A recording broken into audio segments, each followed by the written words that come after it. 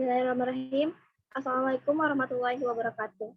Saya Tria Amalia sebagai moderator yang akan membimbing jalannya presentasi kali ini dari kelompok 3 dengan judul Pajak Penjualan Atas Barang Mewah. Untuk mengefektifkan waktu, mari langsung saja kepada pemateri pertama, Saudari Sekar Agnia, saya persilahkan. Baik, terima kasih kepada moderator. Saya akan menjelaskan tentang konsep dasar PPNBM. Next slide. Yang pertama itu ada pengertian. Pengertian pajak penjualan atas barang mewah ini artinya yaitu pajak yang dikenakan atas konsumsi suatu barang. Pengenaan pajak penjualan atas barang mewah ini memiliki karakteristik yang sama dengan pajak pengenaan pertambahan nilai, yaitu pajak yang dikenakan atas konsumsi barang atau jasa yang ada di dalam daerah pabean. Lalu Pajak penjualan atas barang mewah ini merupakan jenis pajak yang merupakan suatu paket dalam Undang-Undang Pajak Pertambahan Nilai. Namun demikian, mekanisme pengenaan PPNBM ini sedikit berbeda dengan PPN. Berdasarkan pasal 5 ayat 1, Undang-Undang Pajak ini dikenakan terhadap ada dua. Yang pertama, penyerahan barang kena pajak yang tergolong mewah yang dilakukan oleh pengusaha yang menghasilkan barang kena pajak yang tergolong mewah di dalam daerah pabean dalam kegiatan usaha atau pekerjaannya. Lalu yang kedua, impor barang kena pajak yang tergolong mewah. Dengan demikian, PPNBM hanya dikenakan pada saat penyerahan BK barang kena pajak mewah oleh pabrikan dan pada saat impor barang kena pajak mewah. Lalu yang kedua ada karakteristik PPNBM. Karakteristik PPNBM ini ada 4. Yang pertama itu pengenaan pajak hanya satu kali, yaitu pada saat penyerahan barang kena pajak yang tergolong mewah oleh pengusaha yang dihasilkan atau pada saat impor. Lalu yang kedua, PPNBM ini tidak dapat dilakukan pengkreditan dengan PPN. Namun demikian, apabila eksportir mengekspor BK barang kena pajak yang tergolong mewah, maka PPNBM yang telah dibayar pada saat perolehan dapat diizinkan. Lalu yang ketiga, tidak memperhatikan apakah impor tersebut dilakukan terus-menerus atau satu kali. Lalu yang keempat, penyerahan barang kena pajak yang tergolong mewah tidak memerhatikan apakah suatu bagian dari barang kena pajak tersebut telah dikenakan atau tidak dikenakan PPNBM pada transaksi sebelumnya. Lalu yang ketiga ada tujuan PPNBM. Dalam pasal 5 Undang-Undang PPN ditegaskan bahwa tujuan pengenaan PPNBM di samping PPN itu ada 3. Yaitu yang pertama, untuk memperoleh keseimbangan pajak antara konsumen yang berpenghasilan rendah dengan konsumen yang berpenghasilan tinggi. Lalu yang kedua, untuk mengendalikan pola konsumsi barang kena pajak yang tergolong mewah. Dan yang ketiga, melindungi produsen kecil atau tradisional. Sekian materi yang saya sampaikan. Kembalikan kepada moderator. Terima kasih. Terima kasih kepada Saudari Sekar Agnia yang telah memaparkan materinya. Selanjutnya kepada Saudari Sasti, saya persilahkan. Ya, terima kasih kepada moderator. Di sini saya akan menjelaskan mengenai dasar hukum PPNBM. Ya, jadi dasar hukum PPNBM ini terbagi menjadi 3 kategori. Yang pertama, ketentuan awal terkait dasar hukum PPNBM. Yang kedua, aturan lanjutan dasar hukum PPNBM. Dan yang ketiga, ada aturan turunan atau peraturan turunannya. Yang pertama yaitu ketentuan awal terkait dasar hukum PPNBM. Dasar hukum PPNBM adalah Undang-Undang Nomor 8 Tahun 1983 tentang Pajak Pertambahan Nilai atau PPN dan Pajak Penjualan Atas Barang Mewah atau PPNBM. Undang-Undang Nomor 8 Tahun 1983 ini juga dikenal dengan Undang-Undang PPN. Dasar hukum PPN dan PPNBM selalu berjalan beriringan sebab PPNBM tidak mungkin dikenakan tanpa adanya pengenaan PPN. Artinya, ketika konsumen membeli suatu barang kena pajak atau BKP yang tergolong mewah, konsumen pasti dikenakan PPN juga. Dalam perjalanannya, Undang-Undang Nomor 8 Tahun 1983 mengalami perubahan hingga akhirnya menjadi Undang-Undang Nomor 42 Tahun 2009 yang disebut Undang-Undang PPN. Perubahan terakhir ini tetap merupakan dasar hukum PPNBM. Kemudian yang kedua ada aturan lanjutan dasar hukum PPNBM. Sebagai dasar hukum, Undang-Undang PPN hanya menjabarkan mengenai ketentuan umum terkait PPNBM sementara. Dasar hukum PPNBM yang lebih spesifik diatur dalam Peraturan Menteri Keuangan atau PMK dan kemudian diturunkan kepada Peraturan Direktorat Jenderal Pajak serta Surat Edaran Direktorat Jenderal Pajak. Sama dengan Undang-Undang PPN, dasar hukum PPNBM dalam bentuk PMK juga selalu mengalami pembaharuan, mengacu pada perubahan kondisi yang terjadi dalam prakteknya. Bahkan PER atau Peraturan Direktorat Jenderal Pajak dan surat edaran telah merinci berbagai hal mengenai PPNBM hingga saat terutangnya PPNBM dan PPNBM atas penyerahan BKP dari pusat ke cabang atau sebaliknya. Yang ketiga, ada peraturan turunannya. Sementara yang dikatakan sebagai dasar hukum PPNBM adalah PMK atau Peraturan Menteri Keuangan, baik PMK untuk kendaraan bermotor dan non-kendaraan bermotor. Yang pertama, ada PMK nomor 64 garis miring PMK titik 011 garis miring 2014 sebagai dasar hukum PPNBM kendaraan bermotor juga mengatur mengenai jenis-jenis penyerahan dan impor kendaraan bermotor yang mendapat fasilitas tidak dikenakan PPNBM serta penyerahan dan impor di kendaraan bermotor yang mendapatkan fasilitas pembebasan dari pemungutan PPNBM. Hal ini diatur dalam pasal 7 dan pasal 8 PMK nomor 64. Yang kedua ada PMK nomor 35 garis miring PMK titik 010 garis miring 2017 sebagai dasar hukum PPNBM non kendaraan bermotor. PMK nomor 35 ini merupakan dasar hukum PPNBM untuk BKP yang tergolong mewah yang masuk kelompok non kendaraan bermotor. Untuk kelompok BKP tergolong mewah yang bukan kendaraan bermotor yang terutama diatur adalah jenis BKP dan tarif yang dikenakannya. Jenis barang mewah yang terkena pemungutan PPNBM ini tertera dalam lampiran PMK nomor 35, misalnya rumah mewah, townhouse, apartemen, hingga pengenaan PPNBM pada kapal pesiar dan yacht. Jadi di pasal turunan ini ada yang mengenai tentang kendaraan bermotor, ada juga non kendaraan bermotor. Nah, untuk yang non kendaraan bermotor ini contohnya seperti tadi, bisa rumah mewah, kemudian apartemen, kapal pesiar, dan berbagai barang mewah yang lainnya. Terima kasih moderator. Terima kasih kepada Saudari Sasti yang telah memaparkan materinya. Selanjutnya kepada Saudari Siti Tiara, saya persilahkan. Baik, terima kasih moderator. Di sini saya akan melanjutkan pembahasan mengenai dasar hukum. Mohon maaf, next slide. Next slide. Nah, yang ketiga ya, PMK nomor 20/PMK titik 010/2021 sebagai dasar hukum PPNBM kendaraan bermotor tertentu. Nah, PMK ini tuh merupakan PMK terbaru, jadi di mana disahkannya kebijakan ini tuh merupakan wujud dukungan pemerintah bagi sektor industri kendaraan bermotor dan juga keberlangsungan dunia usaha sektor industri kendaraan bermotor sebagai dampak pandemi COVID-19. Nah, karena menurut pemerintah perlu diberikan insentif dan mengingat belum ada pengaturan pajak penjualan atas barang mewah atas penyerahan BKP yang tergolong mewah berupa kendaraan bermotor tertentu yang ditanggung pemerintah sehingga perlu diatur dalam Peraturan Menteri Keuangan. Menurut pasal 2 PMK ini tuh menyebutkan bahwa PPNBM yang terutang atas penyerahan yang ditanggung oleh pemerintah untuk tahun anggaran 2021 diantaranya itu kendaraan bermotor sedan dengan motor bahan bakar cetus api diesel atau semi diesel dengan kapasitas isi silinder sampai dengan 1.500 cc.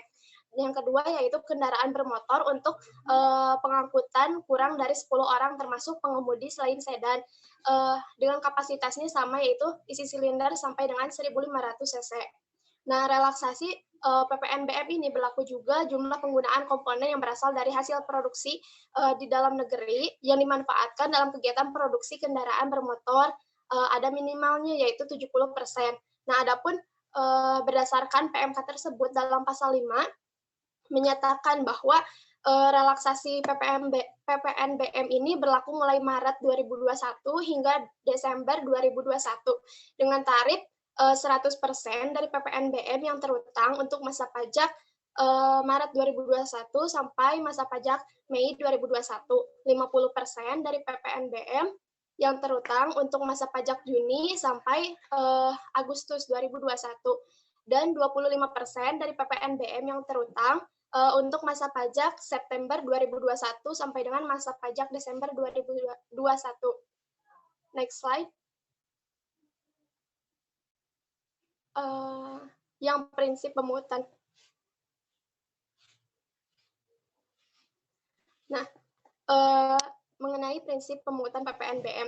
Sebagai pajak penjualan atas barang mewah yang telah dibayar, maka tidak dapat dikreditkan sebagai pajak penjualan atas barang mewah yang terutang. Sehingga prinsip pemungutan PPNBM itu hanya satu kali saja, yaitu pada saat melakukan penyerahan oleh produsen barang kena pajak yang tergolong mewah atau pada saat adanya impor barang kena pajak yang tergolong mewah. Nah, pemungutan pajak barang mewah ini itu sama sekali tidak memperhatikan siapa yang mengimpor maupun seberapa sering produsen atau pengusaha melakukan impor tersebut.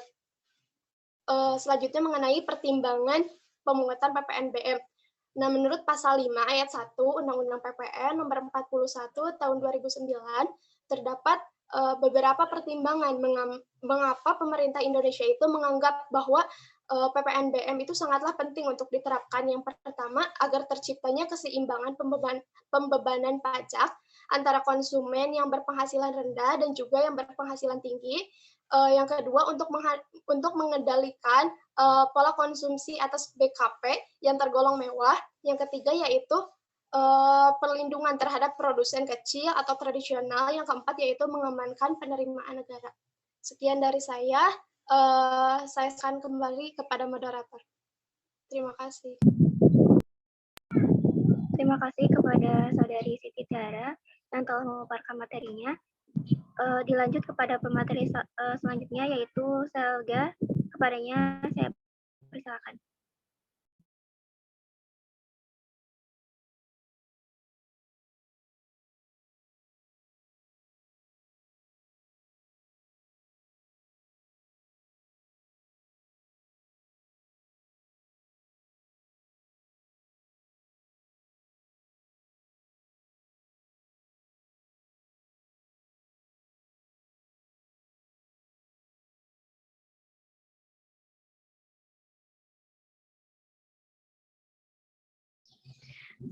Terima kasih. Selanjutnya, saya akan menjelaskan tentang barang kena pajak yang tergolong mewah. Jenis barang kena pajak yang tergolong mewah dari masa ke masa mengalami perubahan. Barang yang dianggap mewah pada 10 tahun lalu belum tentu termasuk barang mewah lagi pada saat ini. Dengan kata lain, barang kena pajak yang dapat dikenakan pajak atas barang mewah juga selalu terjadi perubahan. Dengan begitu, penentuan jenis barang tergolong mewah atau tidak harus berdasarkan pada karakteristik yang jelas dan dapat menyesuaikan dengan perkembangan zaman. Poin selanjutnya itu tentang Peraturan Pemerintahan Nomor 61 Tahun 2020 yang dimana menurut pasal objek PPNBM di Indonesia ditetapkan dalam beberapa peraturan dan terbagi menjadi dua jenis, yaitu kendaraan bermotor yang tergolong mewah dan barang kena pajak yang tergolong mewah selain kendaraan bermotor. Untuk barang kena pajak yang tergolong mewah selain kendaraan bermotor diatur dalam Peraturan Pemerintah Nomor 61 Tahun 2000, yang dimana Menteri Keuangan Nomor 86/PMK/010/2019 dalam kurung PMK 86/2019. Sementara untuk jenis kendaraan bermotor yang tergolong mewah diatur dalam Peraturan Pemerintah Nomor 73 Tahun 2019. Nah, untuk pasal 5 Undang-Undang Nomor 8 Tahun 1983 yang telah diubah menjadi Undang-Undang Nomor 42 Tahun 2009 tentang pajak pertambahan nilai dan pajak penjualan atas barang mewah atau PPN. Menurut pasal tersebut terdapat 4 karakteristik barang yang dikategorikan mewah. Yang pertama itu barang tersebut bukan merupakan barang kebutuhan pokok. Kedua, barang tersebut dikonsumsi oleh masyarakat tertentu. Ketiga, pada umumnya barang tersebut dikonsumsi oleh masyarakat berpenghasilan tinggi. Dan yang terakhir itu, barang tersebut dikonsumsi untuk menunjukkan status. Dengan demikian, dapat disimpulkan suatu barang digolong ditetapkan sebagai barang mewah apabila suatu barang dijual dengan harga mahal dan hanya dikonsumsi oleh orang-orang tertentu. Dan apabila karakteristik barang yang tergolong mewah sudah ditetapkan, maka penentuan objek PPNBM akan lebih mudah. Nah, adapun barang-barang yang tidak dikenakan PPNBM diantaranya, yang pertama itu ada barang hasil tambangan atau pengeboran yang diambil langsung dari sumbernya. Di antaranya itu ada minyak mentah, gas bumi, pasir, dan kerikil, batu bara sebelum diproses menjadi briket atau batu bara, biji besi, biji emas, biji tembaga, biji nikel, biji perak, dan biji bauksit. Yang kedua itu ada barang-barang yang kebutuhan pokok yang sangat dibutuhkan oleh rakyat. Hal ini dikarenakan apabila PPN akan menambah beban hidup masyarakat. Di antaranya itu ada garam beriodium maupun tidak beriodium, beras, jagung, gabah, sagu, dan kedelai. Yang ketiga itu ada makanan dan minuman yang disajikan di hotel, restoran, rumah makan, warung, dan sejenisnya yang dikonsumsi di tempat atau tidak. Dan tidak termasuk makanan dan minuman yang diserahkan oleh usaha jasa boga atau catering. Yang terakhir itu ada uang, emas batangan, dan surat berharga. Hal ini dikarenakan nilai nominal dan nilai fisiknya berbeda, apalagi dibandingkan dengan nilai intrinsiknya. Emas perhiasan dikenakan pajak pertambahan nilai atau PPN. Sekarang saya kembalikan kepada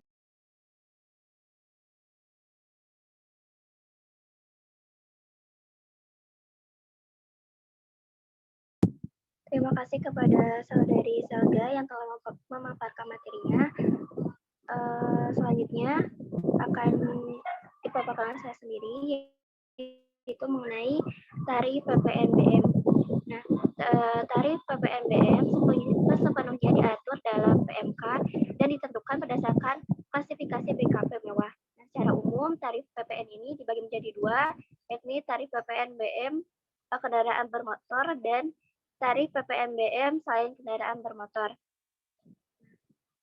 Penentuan tarif PPNBM kendaraan bermotor diatur dalam PMK nomor 33 PMK 010 tahun 2017. Sementara tarif PPNBM untuk kelompok selain kendaraan bermotor diatur dalam PMK nomor 35 PMK 010 tahun 2017. Nah, khusus untuk tarif PPNBM kendaraan bermotor utamanya mengatur mengenai jenis-jenis kendaraan bermotor yang dikenakan PPNBM. Namun, terkait dengan penentuan dasar pengenaan pajak DPP untuk tarif PPNBM kendaraan bermotor serta jenis-jenis BKP yang tidak dikenakan tarif PPNBM serta barang yang diberi fasilitas pembebasan tarif PPNBM diatur dalam PMK nomor 64 PMK 011 tahun 2014. Nah, di PowerPoint dicantumkan tarif PPNBM kendaraan bermotor. Yang pertama itu ada tarif untuk 10%.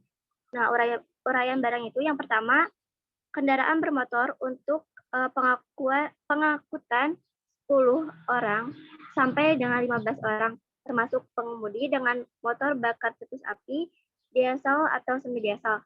Nah, baik yang dilengkapi dengan motor listrik maupun tidak, dengan semua kapasitas isi silinder. Yang kedua yaitu kendaraan bermotor untuk pengangkutan orang kurang dari 10 orang, termasuk pengemudi selain sedan atau station wagon dengan motor bakar cetus api, baik yang dilengkapi dengan motor listrik maupun tidak, dengan sistem satu gardan penggerak dengan kapasitas isi silinder sampai dengan 1.500 cc. Nah, yang ketiga yaitu kendaraan bermotor untuk pengangkutan orang dari 10 orang, termasuk pengemudi selain sedan atau station wagon dengan motor bakar nyala kompresi, diesel atau semi diesel, baik dilengkapi dengan motor listrik maupun tidak, dengan sistem satu gardan penggerak dengan kapasitas isi silinder sampai dengan 1.500 cc. Yang kedua itu tarif dengan 20%, di mana uraian barang itu yang pertama, kendaraan bermotor untuk pengangkutan kurang dari 10 orang, termasuk pengemudi selain sedan atau stasiun wagon dengan sistem satu gardan penggerak dengan motor bakar cetus api, baik dilengkapi dengan motor listrik maupun tidak, dengan kapasitas isi silinder lebih dari 1.500 cc sampai dengan 2.500 cc.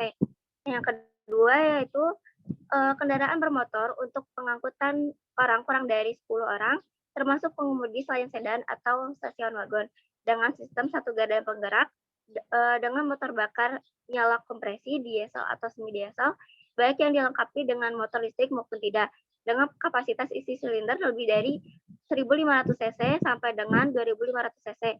Yang ketiga yaitu kendaraan bermotor dengan kabin yang dirancang untuk 2 baris tempat duduk untuk penumpang melebihi 3 orang, tetapi tidak melebihi 6 orang termasuk pengemudi, dan memiliki bak terbuka maupun tertutup untuk pengangkutan barang dengan motor bakar api atau nyala kompresi, diesel atau semi dengan sistem satu garda penggerak atau dengan total tidak lebih dari 5 ton. Nah, untuk tarif 30% dengan uraian baran yang pertama yaitu kendaraan bermotor untuk pengangkutan orang kurang dari 10 orang termasuk pengemudi dengan motor bakar cetus api, baik yang dilengkapi dengan motor listrik maupun tidak, dengan kapasitas isi silinder sampai dengan 1.500 cc. Untuk sedan atau stasiun wagon dengan kendaraan selain sedan atau stasiun wagon dengan sistem 2 garda penggerak. Yang kedua yaitu kendaraan bermotor untuk pengangkutan orang kurang dari 10 orang termasuk pengemudi dengan motor bakar nyala kompresi, baik yang dilengkapi dengan motor listrik maupun tidak, dengan kapasitas isi silinder sampai dengan 1.500 cc. Untuk sedan atau stasiun wagon dan kendaraan selain sedan atau stasiun wagon dengan sistem 2 garda penggerak. Nah, untuk tarif 40%, uraian barangnya itu pertama, kendaraan bermotor untuk pengangkutan orang kurang dari 10 orang termasuk pengemudi selain sedan atau stasiun wagon dengan motor bakar cetus api, baik yang dilengkapi dengan motor listrik maupun tidak, dengan sistem garda penggerak dengan kapasitas isi silinder lebih dari 2.500 cc sampai dengan 3.000 cc. Yang kedua yaitu kendaraan bermotor untuk pengangkutan orang kurang dari 10 orang termasuk pengemudi dengan motor bakar cetus api, baik yang dilengkapi dengan motor listrik maupun tidak, dengan kapasitas isi silinder lebih dari 1.500 cc sampai dengan kapasitas 3.000 cc. Untuk sedan atau stasiun wagon dan kendaraan selain sedan atau stasiun wagon dengan sistem 2 garda penggerak. Nah, yang ketiga yaitu kendaraan bermotor untuk pengangkutan orang kurang dari 10 orang termasuk pengemudi selain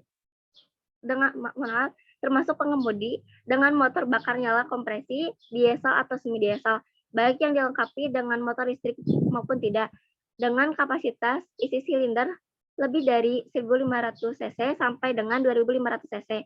Untuk sedan atau stasiun wagon dan kendaraan selain sedan atau stasiun wagon dengan sistem 2 garda penggerak. Nah, untuk tarif 50% yaitu seluruh jenis barang yang penggunaannya dikhususkan untuk golf. Nah, untuk tarif 60%, uraian barangnya itu yang pertama, kendaraan bermotor beroda 2 dengan kapasitas isi silinder lebih dari 250 cc sampai dengan 500 cc, yakni sepeda motor yang termasuk moped dan sepeda yang dilengkapi dengan motor tambahan dengan atau tanpa kereta pasangan sisi termasuk kereta pasangan sisi. Yang kedua yaitu kendaraan khusus yang dibuat untuk perjalanan di atas salju, di pantai, di gunung, dan kendaraan semacam tersebut. Nah, untuk tarif 125%, uraian barangnya yaitu yang pertama, kendaraan bermotor untuk pengangkutan kurang dari 10 orang termasuk pengemudi dengan motor bakar cetus api dilengkapi dengan motor listrik maupun tidak, dengan kapasitas isi silinder lebih dari 3.000 cc yang terdiri dari sedan atau stasiun wagon, selain sedan atau stasiun wagon dengan sistem 1 garda penggerak dan dengan sistem 2 garda penggerak. Yang kedua yaitu kendaraan bermotor pengangkutan kurang dari 10 orang termasuk pengemudi dengan motor bakar nyala kompresi, diesel atau semi diesel, baik dilengkapi dengan motor listrik maupun tidak, dengan kapasitas isi silinder lebih dari 2.500 cc yang terdiri dari sedan atau stasiun wagon, Selain sedan atau CC wagon dengan sistem 1 gardan penggerak dan dengan sistem 2 gardan penggerak. Yang ketiga yaitu kendaraan bermotor roda 2 dengan kapasitas isi silinder lebih dari 500 cc yang terdiri dari sepeda motor termasuk moped dan sepeda yang dilengkapi dengan motor tambahan dengan atau tanpa kereta pasangan sisi termasuk kereta pasangan sisi. Nah, yang terakhir yaitu trailer atau semi trailer dari tipe caravan untuk perumahan atau kemah. Nah, untuk selanjutnya akan dilanjut oleh pemateri selanjutnya yaitu Saudara Yoga. Kepadanya saya persilakan. Terima kasih moderator. Baik, saya akan melanjutkan mengenai tarif PPNBM selain kendaraan bermotor. Nah, yang pertama itu ada tarif sebesar 20% yang terdiri dari rumah dan townhouse dari jenis non-strata title. Nah, strata title itu hak kepemilikan atas rumah bersusun. Nah, dengan harga jual sebesar 20 miliar rupiah atau lebih. Yang kedua, apartemen, kondominium, townhouse, dan jenis strata title dan sejenisnya dengan harga jual sebesar 10 miliar rupiah atau lebih. Nah, yang kedua tarif 40%. Nah, ini tuh terdiri dari kelompok balon udara dan balon udara yang dapat dikemudikan, pesawat udara lainnya tanpa tenaga penggerak. Lalu ada kelompok peluru senjata api dan senjata api lainnya, kecuali untuk keperluan negara yang terdiri dari peluru dan bagiannya tidak termasuk peluru serangan angin. Nah, yang ketiga ada tarif sebesar 50% untuk kelompok pesawat udara, kecuali untuk keperluan negara atau angkutan udara niaga yang terdiri dari helikopter, pesawat udara, dan kendaraan udara lainnya selain helikopter. Lalu ada juga kelompok senjata api dan senjata api lainnya, kecuali untuk keperluan negara yang terdiri dari senjata artileri, revolver, dan pistol, senjata api selain senjata artileri, revolver, dan pistol, dan juga peralatan semacam itu yang dioperasikan dengan penembakan bahan peledak. Yang terakhir ada tarif 75%. Ini tuh untuk kapal pesiar, kapal ekskursi, dan kendaraan air semacam yang dirancang untuk pengangkutan orang, kapal feri dari semua jenis, kecuali untuk kepentingan negara atau angkutan umum, dan ya kecuali untuk kepentingan negara atau angkutan umum. Terima kasih, saya kembalikan kepada moderator. Terima kasih kepada Saudara Yoga yang telah memaparkan materinya. Selanjutnya kepada Saudari Siti Latifah, saya persilakan. Baik, terima kasih kepada moderator. Di sini saya akan menjelaskan tentang perhitungan dan pelaporan PPNBM.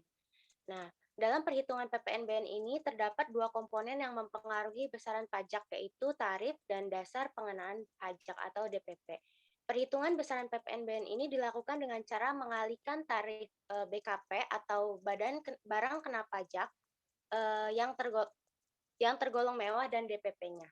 Nah, pajak pemungutan atas barang mewah ini dikenakan terhadap penyerahan dan impor barang-barang mewah.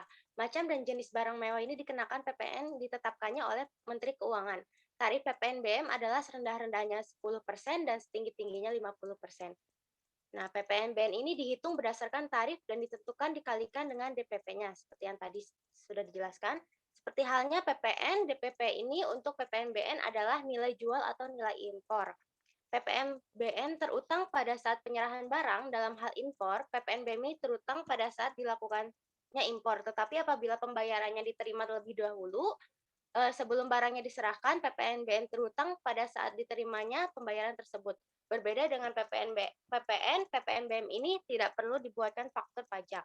Nah, untuk lebih jelasnya langsung saja ke contoh soalnya, yaitu di sini soalnya perusahaan yang melakukan penyerahan barang mewah harus memungut PPNBM. Misalnya, PT Sejahtera menjual barang kena pajak atau BKP yang tergolong mewah dengan tarif 20%.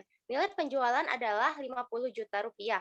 PPN dan PPNBM yang dihitung sebagai berikut.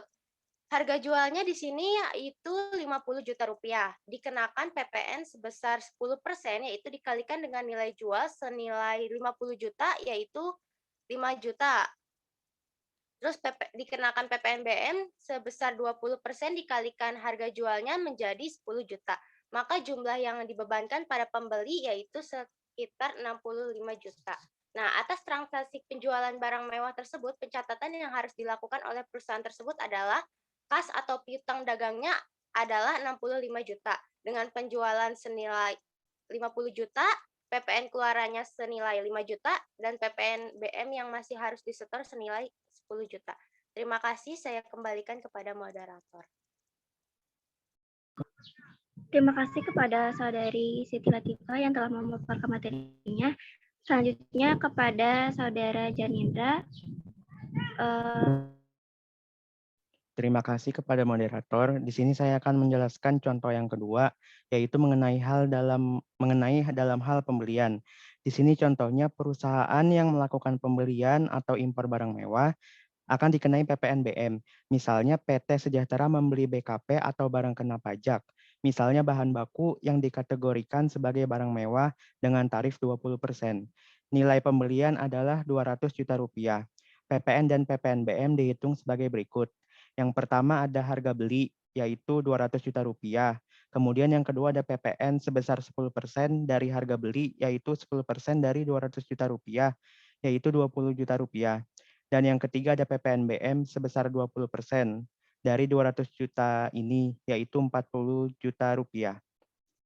Jadi jumlah total yang harus dibayarkan oleh pengusaha tersebut adalah 260 juta rupiah. Pemungutan PPNBM dalam satu masa pajak dilaporkan ke kantor pelayanan pajak selambat-lambatnya 20 hari setelah berakhirnya masa pajak. Pelaporan PPNBM dilakukan dengan membuat pemberitahuan barang mewah.